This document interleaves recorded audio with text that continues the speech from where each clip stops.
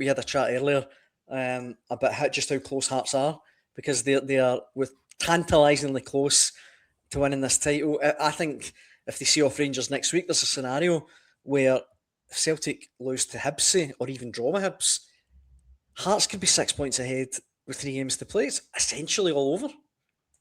Yeah, I think that's 7 points from the title. I think that's all they need. It might not even require that. I think they're 7 points away. So if they beat Rangers, they knock Rangers right out of the park, and they're just about there. Celtic need to win the remaining games to hang on. And even then, they could go to the last game needing to win by 3 or 4 goals potentially. I just think I'm going to upset Pilch here with this one as well. I mean, never mind the jammy tarts. I mean, the one thing I think. Hearts, I think they've been brilliant this season, right? I mean, they have. I mean, the amount of games they've won with the odd goal, and they've dug it out, and they've showed. I mean, King Kong balls on a weekly basis, right? But they have carried a wee bit of fortune at times. I mean, Hibs score and get the early goal. That started quite well on Sunday. So good first 5 minutes or so, looked as though the right front foot, but Hibs get the goal, and you think this is really interesting. And then Hibs completely shot themselves in the foot with 2 of the most ridiculous red cards you'll ever see.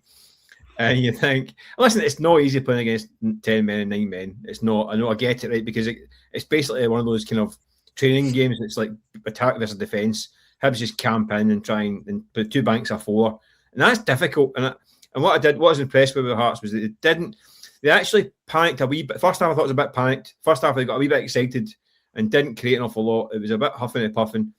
When they got the goal to go 1 each, wee bit of fortune, but I thought Shankland did really well. I thought Kayota from the bench was brilliant. He made a big difference. I thought. Brilliant impact, great impact from the bench. But again, they didn't panic. They kept bashing away. It didn't create that much in terms of clear-cut stuff, but they kept plugging away, and they were patient, and they didn't lose their marbles, which some teams could do at that situation. They kept using the ball out wide and getting the ball out. And they got their reward with a deflection as well, just to add to their jamminess. But they've earned their breaks. They've earned their fortune, their good fortune, because they have been so resilient, so determined. Every knockback they've had, they've bounced back. Anytime they've took a bang in the chin, they've come back from it. And fair play to them. I just think see that on Sunday. See that, I mean, the limbs in the end, at that way end and all that stuff. And I just felt a bit like destiny calling, you know that. I just like I was saying, I'm joking about the fortune, right? They've earned everything they've got, but a wee bit of fortune, the kind of the nature of the victory. I just think this now starting to look like this is destined to be. So I think it might be fate, might be written in the stars. See, just going back to the jamminess, this is for both of you, I guess. I'm going to. Dale's going to phone me up and give me an absolute blast. I know it. Well, I know I was about to pour water next. I was going to say, look, I think we're all in agreement. They were 2 red cards, weren't they? They were 2 monumentally stupid decisions by Salinger and Paslak. I mean, particularly for me, like, okay, Salinger kind of gets caught and whatever. It was bad. It was a howler. But Paslak, tackling like that when you're already in a yellow card, it's just suicide. Yeah. Even his first booking for a guy that's played at the level he's at, it's for needlessly getting involved in a bit of handbags. Right. And to be fair, when you watch it back, his second one could easily have been a red on its own. He's got Ringmate on the thigh with his studs. Yeah, that was crazy. And as you said, Salinger, I think he just panicked. He lost his bearings a wee bit because he takes a touch and then he can just he can knee it, he can do whatever, and he just thought, oh, there's Kabori, I'll grab it. And I think everybody in the ground could see he was outside the box. It was just because I saw one of the comments there saying, "Oh, ref and linesman missed it." I think they knew VAR was there and they would check it. I think had we had no VAR, I'm pretty confident the lino would have at least flagged to have seen it because it wasn't a difficult one to spot. Aye, I mean, watching it on TV, I thought right away that's got to be a red card. But we were high in the stands. And it was red card. It was obvious. I mean, to be honest with you, I thought the linesman should be flat. I mean, I know they've got VAR as a backup. So what they do is now they don't make a decision. They just wait for their VAR pals to sort them out. But I mean, have a bit of authority, have a bit of backbone, make the decision. I mean, it was blatantly obvious. And by the way, it blatantly was looking at Salinger's face. It was like I said last night. It was like a kid with his hand in the cookie jar, his face covered in chocolate. Well, what do you mean? Yes, it was. Off you pop. It was. It sounds like you've experienced that before. Mate. Oh, I've had also cookie jars and sent off many times. I know the feeling as well. Well, the title race on a whole then, some comments coming in. Let me look at a few of them. Davey points out equally, if Rangers manage to beat Hearts next week, it's wide open again. Paul says, if I'm a Celtic fan, if Celtic drop points at Easter Road and Hearts beat Rangers, then Hearts will be champions. Marzuno says Celtic need Rangers to win next week. Stephen Mason says Hearts beat Rangers, the title is theirs. We were talking about this as well earlier in Mick. Celtic need Rangers to win next week. If Hearts win, it does give Celtic a monumental problem, doesn't it? I think it's kind of odd to say out loud, but just Celtic fans need to hope Rangers win at Tynecastle. It's kind of weird.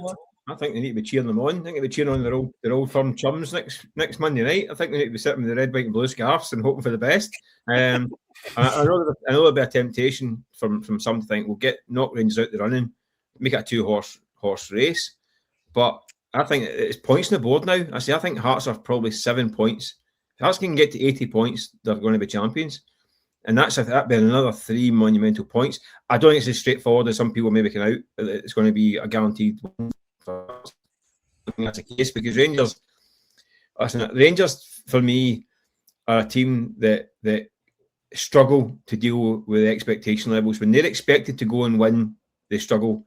When the chips are down and they don't have the expectation, they're more likely to go and win, which is why they come back which is why they start playing at 2-0 down. They have done, not just this Rangers team, it's happened in the previous years before.